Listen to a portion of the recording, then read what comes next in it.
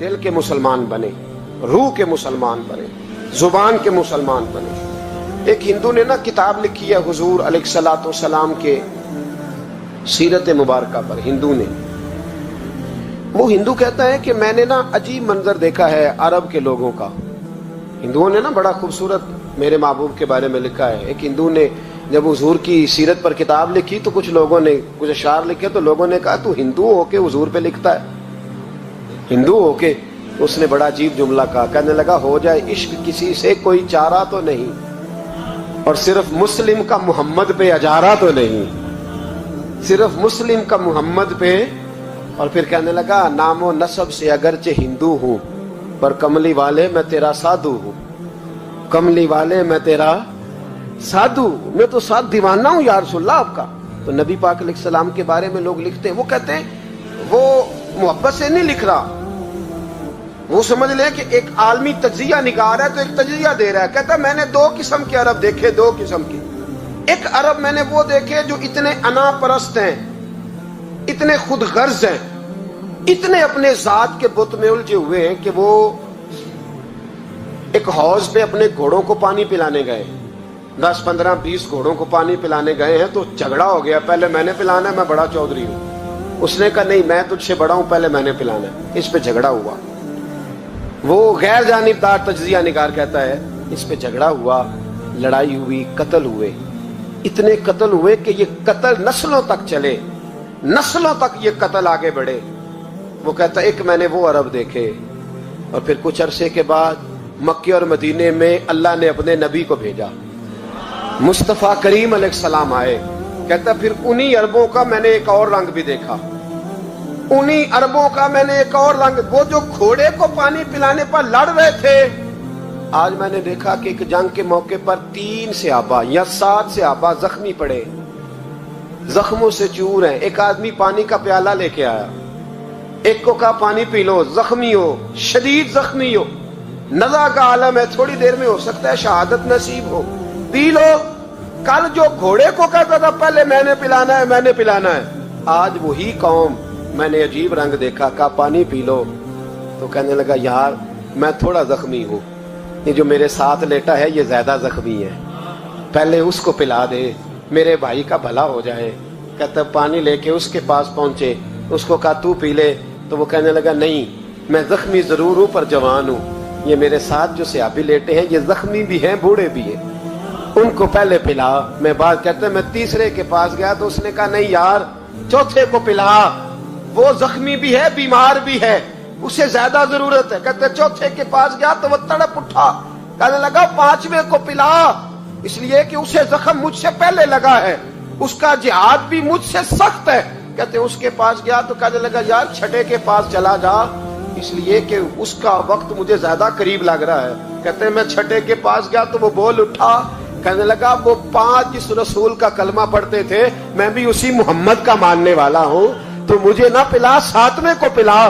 کہتے ہیں اس کے قریب گیا اور میں نے وہ منظر دیکھا کہ وہ کہنے لگا نہیں اگر وہ 6 قربانی دے سکتے ہیں تو میں نے بھی نبی پاک سے تربیت لی ہے، تو پہلے کے پاس جا۔ کہتے ہیں میں اس کے پاس جا کے کھڑا ہوا تو روح پرواز کر گئی، میں دوسرے کے پاس گیا تو کلمہ پڑھ کے شہادت کا جام پی گیا، میں تیسرے کے پاس گیا تو حوض کوثر تک وہ بھی پہنچ گیا۔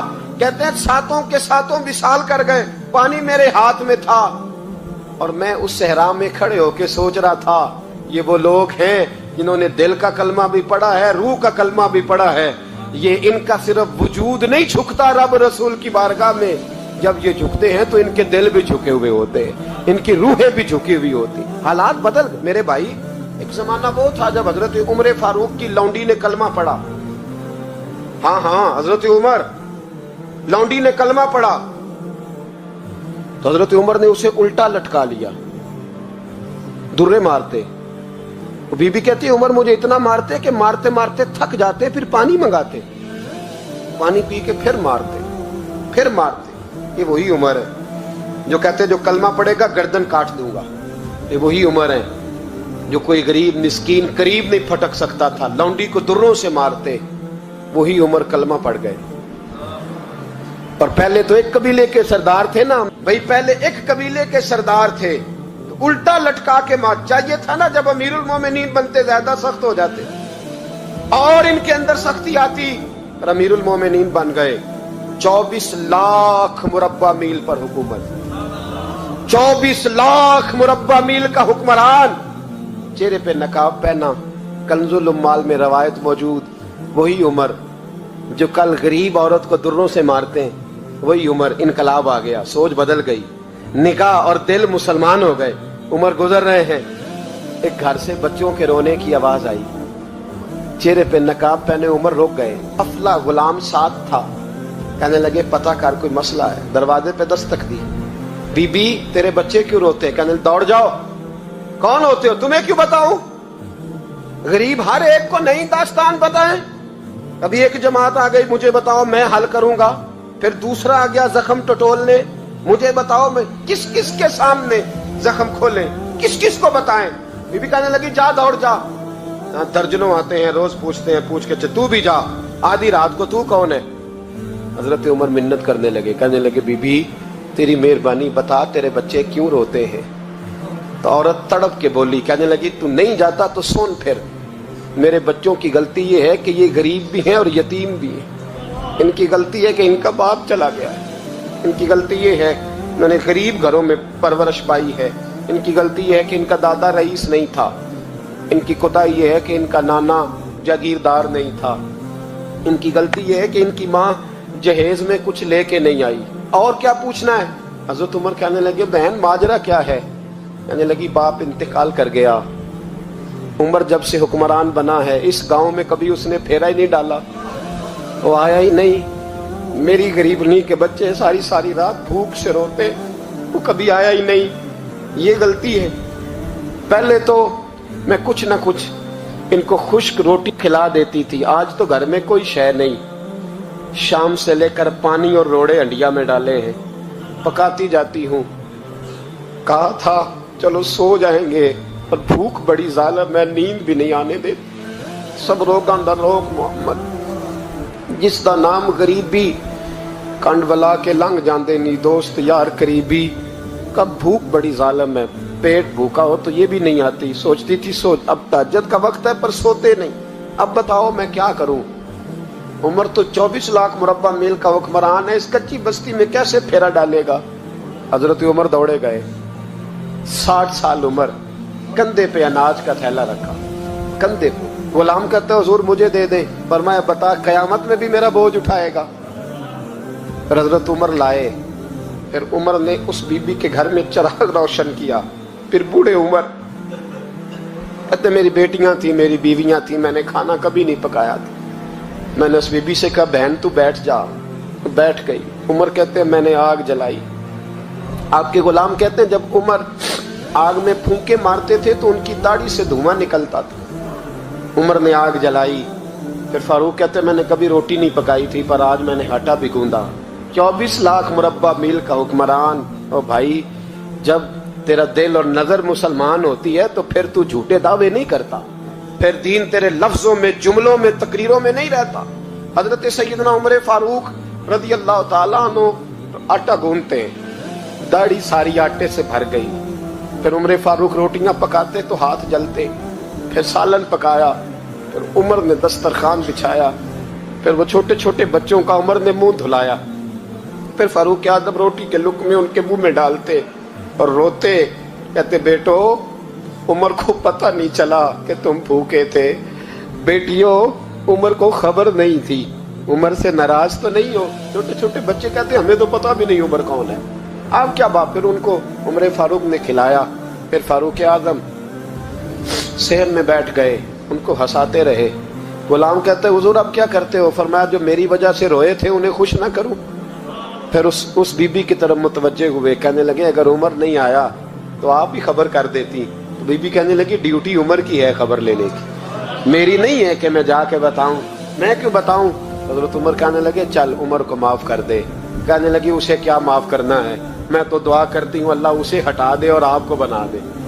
میری دعا ہے کہ وہ چلا جائے آپ آ جائیں. فرمایا اگر میں بن جاؤں تو عمر کو معاف کر دو گی؟ کہا ہاں کر دوں گی.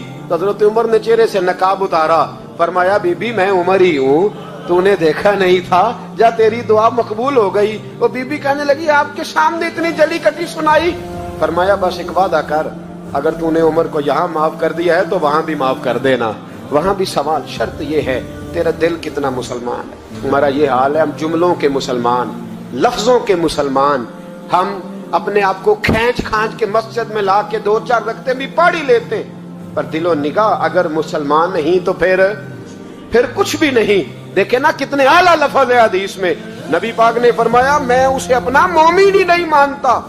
सहाबा कहते हैं पूछने लगे थे किसे, तो हुजूर ने दूसरा बार फिर कह दिया, फरमाया मैं अल्लाह की कसम उसे मोमिन नहीं मानता। तीसरा जुमला पूछने लगे तो हुजूर ने फिर बोल दिया, फरमाया मैं नहीं मोमिन मानता।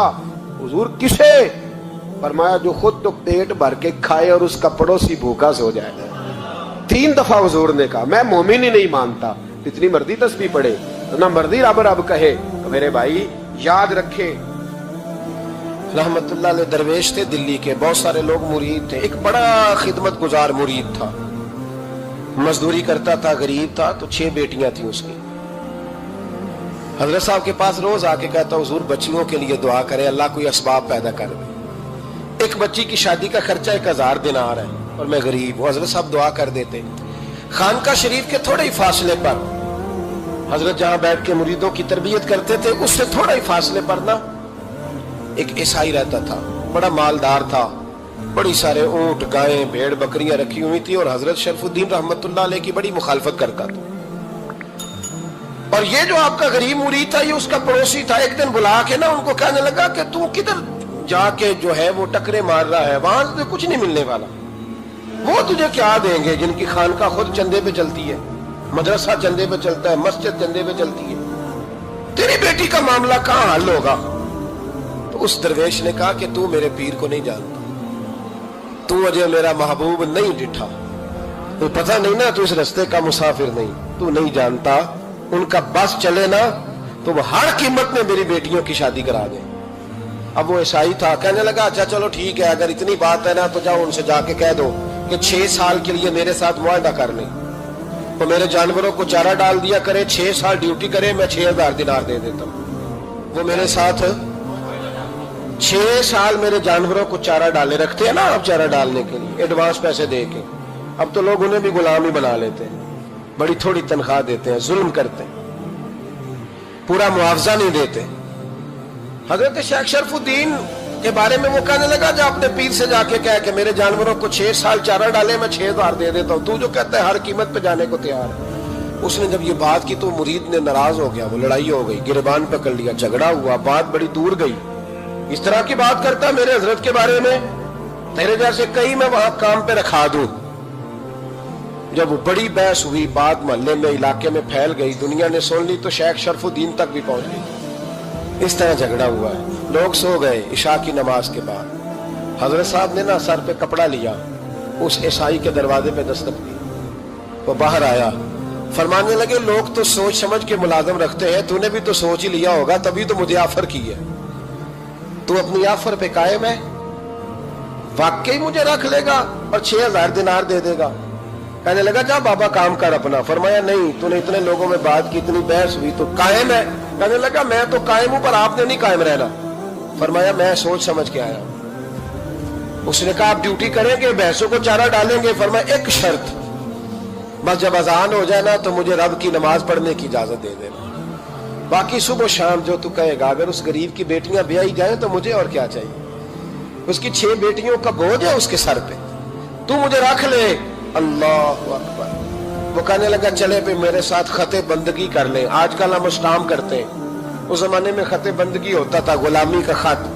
काजी शहर के पास, यानी उसका ख्याल था कि चलो स्टाम की बात करूंगा तो भाग जाएंगे। फरमाया चल मैं तैयार हूं। काजी तक गए, तय हो गया, 6000 दिनार दे दिए। हजरत ने मुरीद को बुलाया, फरमाया पुत्र ये ले जा मेरी बेटियों को रवाना कर दे। कहने लगा हुजूर ये क्या कर रहे हो आप, कुछ सोचे?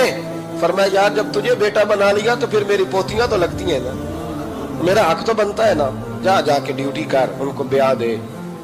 बात फैल गई, बादशाह भी अकीदतमंद था, वो 12000 दिनार लेके पहुंचा। क्या बताऊं इन रब के बंदों का दिल कैसा होता है। کیا درد ہوتا ہے، کیا رنگ. 12,000 دینار لے کے بادشاہ آیا اور آ کے حضرت کو پیش کیے کہ حضور آپ دیں اس عیسائی کو ڈبل دیں اور جائیں کام کریں. آپ فرمانے لگے تو پیسے دے، شرطیں نہ لگا، میرا جہاں دل کرے گا میں خرچ کروں گا، مجھے تو مزہ ہی اب آنے لگا ہے، ابھی تو لطف آ رہا ہے، ابھی تو ذائقہ آیا ہے کچھ کرنے کا، پیسے دینے ہیں تو دے، پابندی نہ لگا، جہاں میرا دل کرے گا میں. اس نے کہا حضور ٹھیک ہے رکھ لے. حضرت نے فجر مسجد میں پڑھی، جیب میں 12,000 دینار تھے. اعلان فرمایا بھی کسی اور کی بیٹی بھی بیٹھی ہے تو پیسے میرے پاس ہے. وہ 12,000 دینار بھی بانٹ دیا اور 12,000 دینار بانٹ کے نہ تو پھر چلے گئے کھیت میں چارہ کاٹنے. اس عیسائی کو کسی نے بتلایا کہ ان کے پاس تو 12,000 آیا ہے پر تجھ سے جان نہیں چھڑائی انہوں نے، کہ وعدہ یہ ہوا تھا کہ 6 دیں گے تو جائیں گے، جب تک دیں گے نہیں تیرے گھر میں کام کریں گے. وہ نہ چارہ کاٹ رہے تھے، حضرت صاحب تو وہاں پہنچ گیا، دور جا کے کھڑا ہو گیا، کہنے لگا بابا پہلے تو میں نے مسلمانوں کے اخلاق سنے تھے، اب تو میں نے دیکھ بھی لیے، پر یہ بتا جب 12,000 آیا تھا جان کیوں نہیں چھڑائی؟ تو حضرت چارہ کاٹتے کاٹتے رو پڑے. فرمانے لگے تو نہیں نہ جانتا یہ بیٹیاں سانجھی ہوتی ہیں، پتہ نہیں نا، میرے رسول پاک نے تو حاتم تائی کی بیٹی کے سر پہ کپڑا رکھ کے کہا تھا بیٹیاں برابر ہوتی ہیں. تو یہ نہیں پتا جب اس کی 6 بیٹیوں کی شادی ہوئی ہے میرے اندر روحانیت کتنی بڑی ہے. فرمایا پھر 12,000 آیا ہے تو 2-4 بچیاں پھر گئی ہیں، تو یہ نہیں پتا میں اندر سے راضی کتنا ہوں، میں تیری نوکری کرتا رہوں گا، پتہ نہیں اللہ کتنی بیٹیوں کو بیاہ دے گا. اتنا رویا وہ عیسائی کے پیروں میں بیٹھ گیا، کہنے لگا بابا میں نے تیری مخالفت کی ہے پر تیرے قریب آ کے پتہ چلا ہے تو بہت اونچے اخلاق کا مالک ہے، اور اگر تیرا یہ مقام ہے تو تجھے اخلاق سکھانے والے محمد عربی کی شان کتنی ہوگی. ظالم کی بولیے جاتے نہیں لوگ جھوٹے گواہ بن کے، وکیل صاحب کو نہیں پتا ہوتا کہ یہ بندہ مجرم ہے جو میرے پاس آیا. کیا مجرموں کے وکیل نہیں ہوتے؟ بولے تو اس کو پتہ نہیں ہوتا وکیل صاحب کو کہ یہ صاحب مجرم ہے، میرے پاس مقدمہ لے کے آئے. اور اگر بے ادبی نہ ہو جائے تو میرا خیال ہے قاضی عدالت کو بھی پتہ ہوتا ہے کہ مجرم کون ہے اور مظلوم.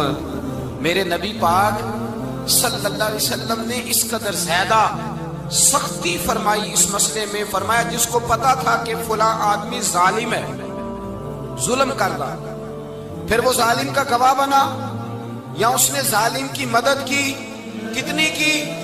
شارحین لکھتے ہیں چاہے اس نے ایک جملہ بول کے کی، چاہے ایک، سارے بولیے، چاہے ایک غریب کو اس نے ظلم کیا تو کہتے ہیں علاج یہ سی، چاہے ایک جملہ بول کے کی. شارحین اس حدیث کی شرح میں لکھتے ہیں ایک جملہ بول کے چاہے مدد کی.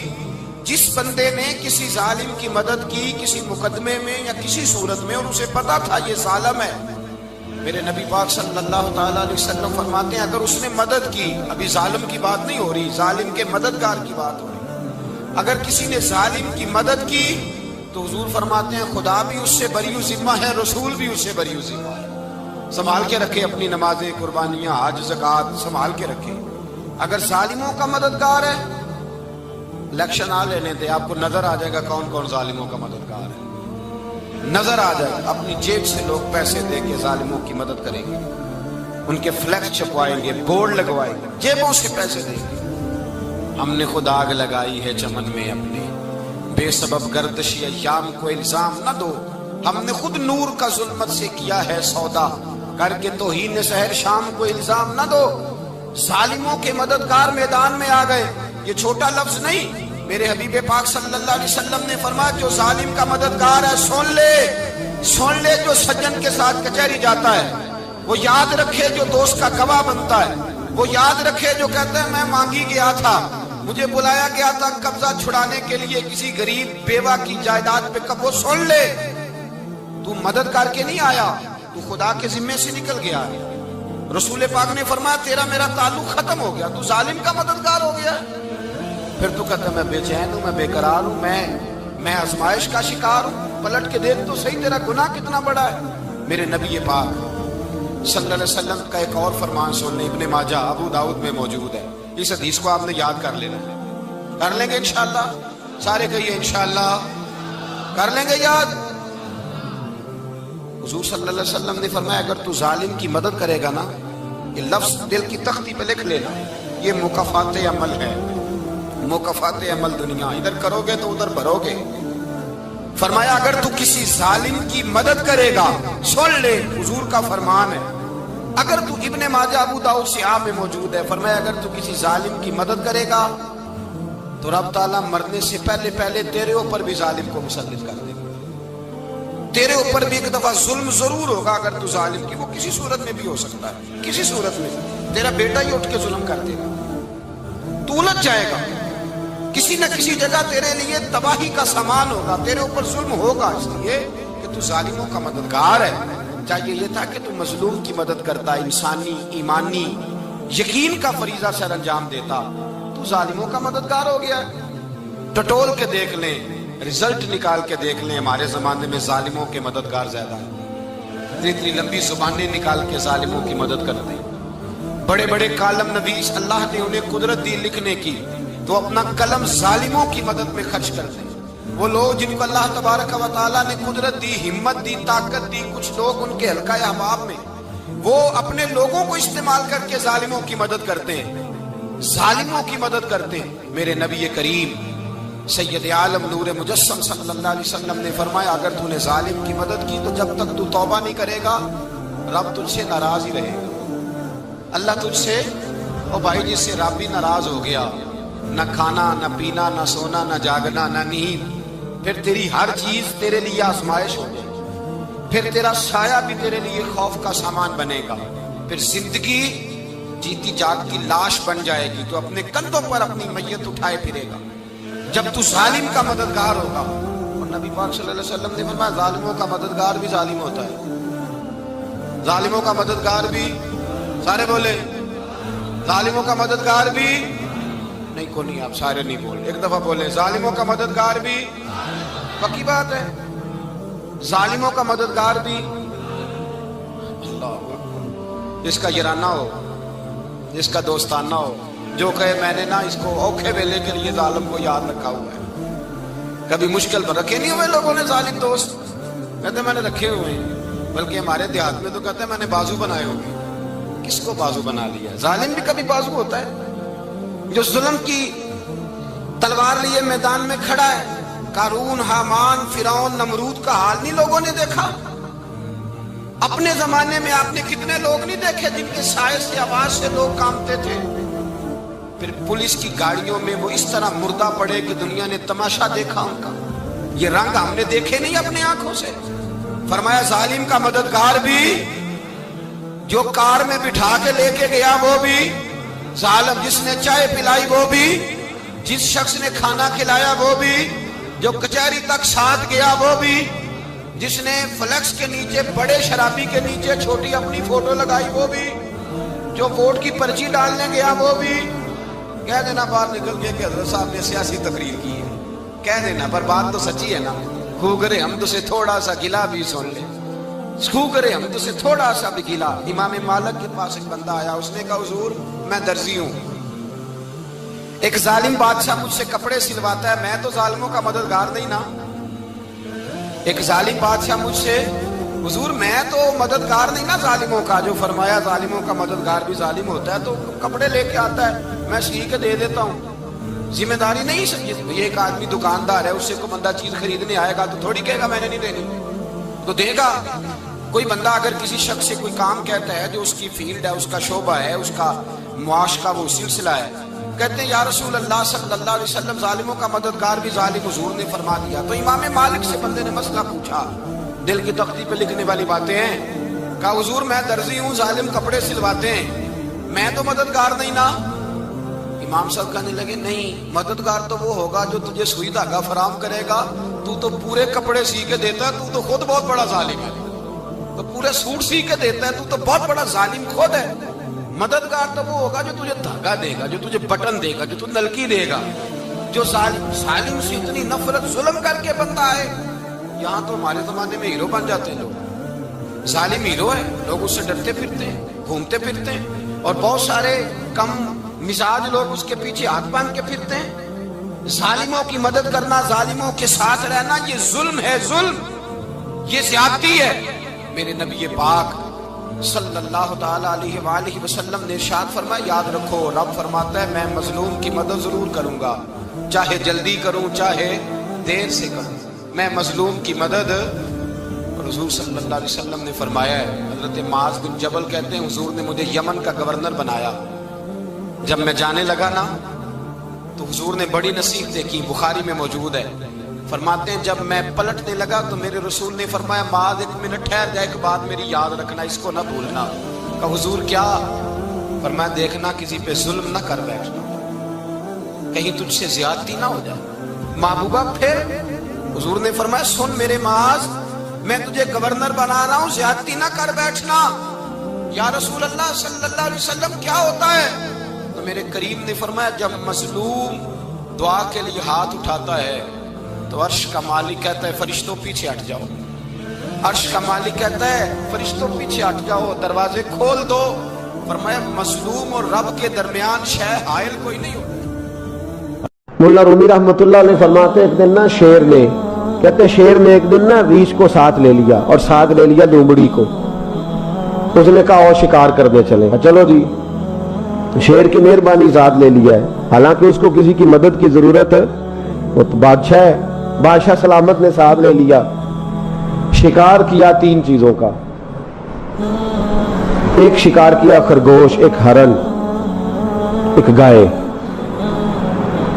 اب وہ شکار کر کے واپس آئے تو جو ریچھ تھا نا ذرا اکڑ اکڑ کے چلنے لگا کہ بادشاہ کے ساتھ میں بھی تھا، یعنی شکار میں میرا بھی حصہ، اور شیر بھی سمجھ گیا بات کو کہ اس کا دماغ خراب ہو رہا ہے، حالانکہ میں نے تو ویسے ہی ساتھ لیا۔ اور ریچھ صاحب بھی نا تگڑے ہو گئے، انہوں نے کہا اوہو میں ساتھ ہی تھا، کہ اب بادشاہ نے تو ویسے ساتھ لیا تھا کہ چلو 2-4 آدمی مل کے، تو وہ پیر بارش شاہ صاحب رحمت اللہ تعالی علیہ سے کسی نے کہا کہ آپ کے جو شیخ ہیں، آپ کے مرشد ہیں، آپ کو بلا بلا کے مشورے لیتے ہیں، کام لیتے ہیں، تو آپ تو بڑے خوش نصیب ہیں۔ تو انہوں نے کہا ہیر ہس بولے تے دی مہربانی، ورنہ رانجے تے لاڈ ہی لڑاونے نے۔ انہوں نے کہا ٹھیک ہے اگر اس نے مہربانی کر دی ہے تو اس میں میرا نہیں، ان کی نظر شفقت ہے، ہیر ہس بولے تے او دی مہربانی، انہوں نے مہربانی فرمائی ہے تو بڑی کرم نوازی ہے، ورنہ من آنم کے من دانم، جو میں ہوں اس کا مجھے پتا تو ہے ہی نا، تو میں اس میں اپنے آپ کو اتنا بڑا نہیں سمجھ۔ اس نے نا شیر نے بھانپ لیا، اس نے کہا کہ اس کے ذہن کے اندر بات آ رہی ہے کہ شاید میں کو بلا ہوں، تبھی تو مجھے اسپیشل بادشاہ نے کہا کہ چاہے میرے ساتھ شکار کرنے میں، ہے کوئی میرے اندر بات۔ اللہ اکبر۔ اس نے نا آ گئے بیٹھ گئے، اس نے کہا اس سے بادشاہ نے کہ کیا کرنا ہے، اب شکار تو ہو گیا ہے، تو اس کے اندر تو سودا سمایا ہوا تھا نا۔ اس نے کہا جی کرنا کیا ہے، بانٹ کے کھانا چاہیے، بانٹ کے کھانا چاہیے۔ اس کو بڑا غصہ آیا، اس نے کہا اچھا تو مجھے کمزور سمجھتا ہے، میں جو چاہتا تھا کر سکتا تھا، میں نے تو عذرائے محبت تجھے عزت دی، ساتھ لے لی یار، تو بن کے ہی بیٹھ گیا ہے۔ اس نے کہا اچھا بانٹ کے کھانا چاہیے، کہا بالکل، کہا چلو بانٹو، پھر کیسے بانٹنا ہے۔ ہرن کا اور بکرے کا گوشت ایک جیسا ہوتا ہے، بلکہ ہرن کا زیادہ مہنگا ہوتا ہے، لذیذ ہوتا ہے۔ اب اس نے تقسیم کیسی کی دی، اس نے چلاکی کرنی چاہیے، کہنے لگا جی تقسیم سیدھی سی ہے، آپ بڑے ہیں، گائے آپ کی، 3 جانوروں کا شکار ہوا نا، گائے، ہرن اور خرگوش، کہنے لگا آپ بڑے ہیں، گائے آپ کی، میں درمیانہ ہوں تو ہرن میرا، اور لومڑی چھوٹی ہے تو خرگوش لومڑی کا۔ اس نے کہا تیرا بھلا ہو جائے، کیسی تم نے تقسیم کی ہے۔ اس نے مارا پنجا اور ریچھ کو بھی مار دیا۔ اس نے کہا تو عجیب آدمی ہے بھائی، تجھے تو ذرا موقع دیا ہے تو تو نے ہاتھ ہی وہاں ڈال لیا ہے جہاں بالکل تیرا بنتا ہی نہیں تھا۔ اللہ اکبر۔ اس نے کہا اچھا مر گیا۔ اب لومڑی بھی سنبھل کے بیٹھ گئی، لومڑی ذرا تیز ہے، چلاک ہے، تو مولا رومی علیہ رحمہ کہتے ہیں، اور شیر کہنے لگا لومڑی سے چل تو تقسیم کر، تو تقسیم کر کیا کرنا چاہیے۔ تو کہنے لگی بادشاہ سلامت تقسیم بڑی سادی سی ہے، سویرے ناشتہ خرگوش کا کرے، دوپہر کو آپ جب کھانا کھانے لگے تو ہرن تناول فرمائیں، اور شام کو ذرا آپ زیادہ کھاتے ہیں تو آپ گائے کھائیں، یہی تقسیم ہے۔ بڑا راضی ہوا شیر۔ اس نے کہا تو نے یہ تقسیم بڑی اچھی کی ہے، یہ کہاں سے سیکھی ہے؟ کہنے لگی ریچھ کی موت سے سیکھی ہے، ابھی مرا ہے نا میرے سامنے، اس کی موت سے میں نے سیکھی ہے، اس لیے کہ اگر یہ تقسیم نہ کی تو مر میں بھی جاؤں گی۔ बात तो तफन्नो की है, ज़राफत की है, लेकिन मुल्ला रूमी क्या फरमाते हैं? वो फरमाते हैं दूसरों की मौत से ही सीख जा।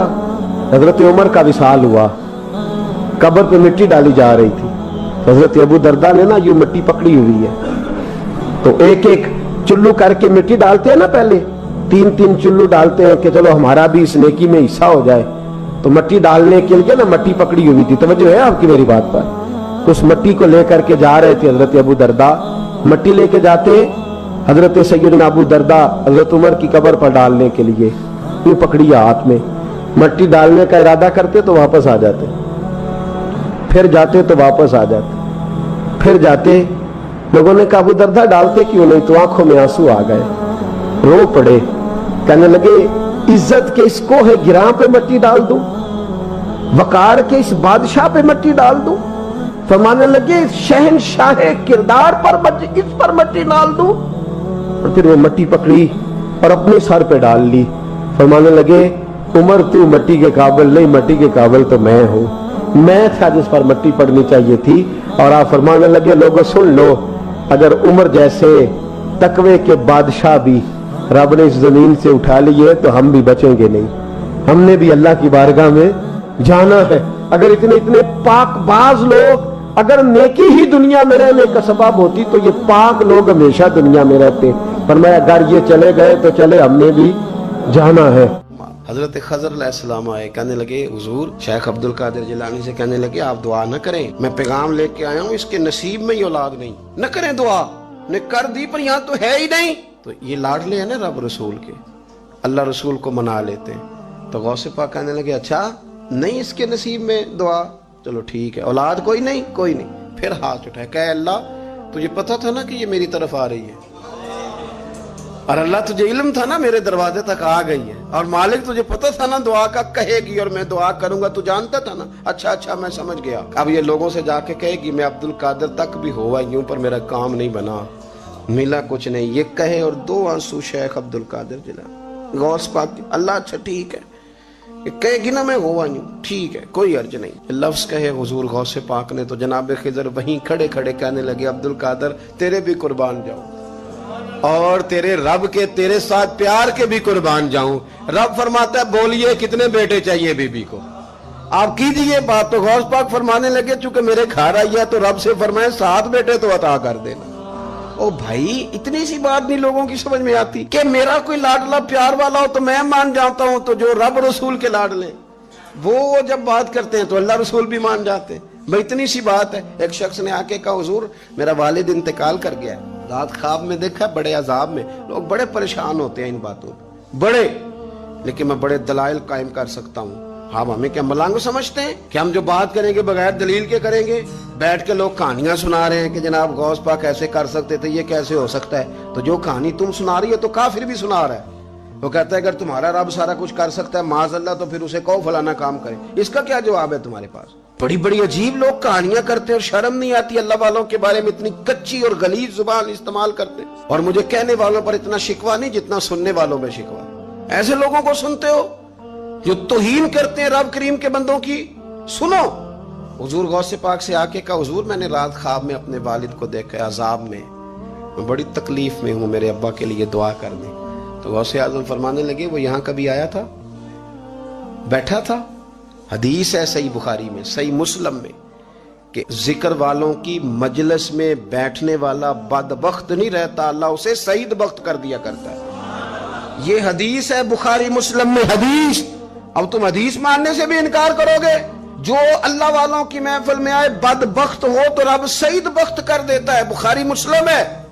जो जिक्र वालों के साथ बैठे तो रहमत उसे घेर लेती है। उसने कहा हुजूर मेरे वालिद आए हैं आपकी महफिल में। तो गौस पाक ने बुझा लिया मुझल्ला, कहा मालिक तेरे महबूब का फरमान है ना कि जो जिक्र की महफिल में बैठे उन्हें रहमत घेर लेती है, उन पर सकीना नाजिल होता है, वो बदबख्त हो तो सईद बख्त हो जाते हैं। तो अल्लाह फिर बंदा नमाजी करना, वो हमारे साथ बैठा करते थे, मेहरबानी फरमाना करम नवाजी फरमा। वो शख्स कहता है मैं रात को जाके सोया तो ख्वाब में अब्बा मिले जन्नत का लिबास पहना हुआ है, और मेरे वालिद कहने लगे पुत्र सारे काम छोड़ देना, अब्दुल कादिर जिलानी का दरवाजा ना छोड़ना, खबरदार गौस पाक का दरवाजा न छोड़ना, हमें मलंग ना समझो। آپ کیا سمجھتے ہیں کہ ہم ایسے کو ملنگ تلنگ لوگ ہیں جس کے مرضی پیچھے لگ جائیں گے؟ ہم تو بڑے سیانے لوگ ہیں، ہم تو بڑی جلدی کسی بندے کو تسلیم ہی نہیں کرتے۔ ہر بندہ اپنے ابا کا نام اپنے نام کے ساتھ لگاتا ہے۔ ہم نے زندگی قادری لکھ کے گزار دی ہے ساری۔ آپ کیا سمجھتے ہیں کچے پکے لوگ ہیں؟ اور صرف یہاں نہیں، وصیت لکھ کے رکھی ہے، مریں گے بھی تو قبر پہ پہلے لفظ قادری لکھنا، اس لیے کہ خدا کے فضل سے ہم پر ہے سایہ غوث اعظم کا، اور ہمیں دونوں جہاں میں ہے سہارا۔ اور بڑی تحقیق کے ساتھ اور بڑی ریسرچ کے ساتھ اور بڑے سیانے بن کے، لیکن جس دن کا مان لیا ہے پھر بالکل ہی مان لیا ہے، پھر بالکل ہی مان لیا۔ آپ یقین کریں مجھے مزہ آتا ہے جب مجھے کوئی کہتا ہے قادری صاحب، بڑا مزہ آتا ہے، بڑا سرور آتا ہے۔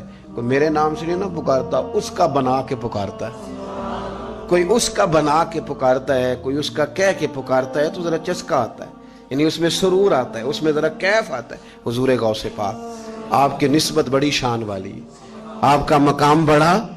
حضرت مولانا جمیل الرحمن قادری اعلیٰ حضرت کے مرید ہیں، وہ فرمایا کرتے تھے خدا کے فضل سے ہم پر ہے سایہ غوث، ہمیں دونوں جہاں میں ہے سہارا۔ اور قادری کہتے ہیں غوث پاک سے پیار کرنے والے کو، جو بھی پیار کرے وہی قادری ہے۔